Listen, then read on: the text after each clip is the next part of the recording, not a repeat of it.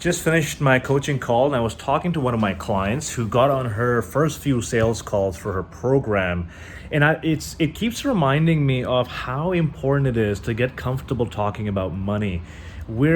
I don't know what it is, but there's always this weird taboo of talking about money, asking for money. I felt it my entire life, and it's always been so hard to ask to be compensated, right? So a lot of these coaches that I'm working with, they get on a call for the first time asking someone for money for their service, asking to be compensated for the value they're providing, and it's a very long learning process. You learn a lot about yourself.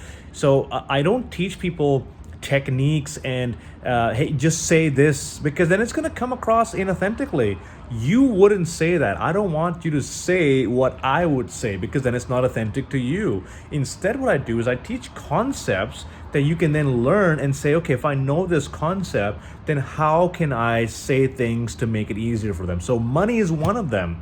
A lot of people are very uncomfortable talking about money, and when I break it down with my clients, it's usually I feel uncomfortable asking. I've never asked before. I feel uncomfortable giving them a certain price range, and other people are uncomfortable saying that the price is too high or how they feel about the price. So it's very important to get comfortable talking about money and making the other person feel comfortable talking about money, because if both of you are being transparent, hey, it's this much that I usually charge, I just want to know, does that fit your budget? Is that a range you can afford? The more comfortable you are with each other to have that open conversation, the better a deal you can come up with. So this is something I see time and time again with new entrepreneurs who haven't really sold anything before, or they haven't really gotten paid for anything before.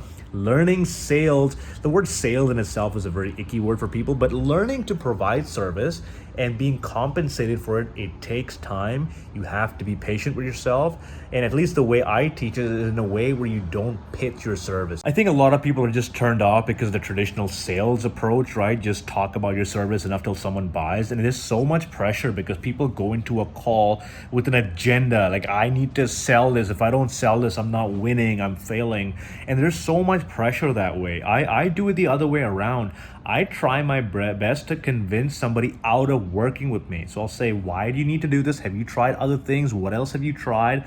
I can help you, but I only want to take your money if there's nothing else you can do on your own. That way I'm looking out for their interests. I'm coming in with an unbiased perspective, and they feel like they can trust me by the time they pay me. So lack of bias, this lack of having an objective will really make your sales calls a lot easier. On that note, I can feel all these conversations are taking a bit of a toll on me. I need to reserve my energy for my clients. I'm getting very tired these days off of these networking calls, so I'm going to realign my schedule so I'm not doing as much anymore, because between the coaching, between the networking calls, the email, I still have to catch up with all my emails. If you're watching this and I haven't replied to your email, I'm so sorry. There's so many messages in my inbox right now. There's so many emails that I haven't responded to. I will get to it. For some reason, the email thing is just the hardest for me to get to. So that's all I have on the agenda. I'm gonna go work out again. So it's about 10 o'clock. I still have to edit this vlog and upload it tomorrow morning. So just so you know, I'm up at night sometimes editing these things, and I'm having a lot of trouble falling asleep. Yesterday I fell asleep at 4 in the morning. I was just turning around the whole time. So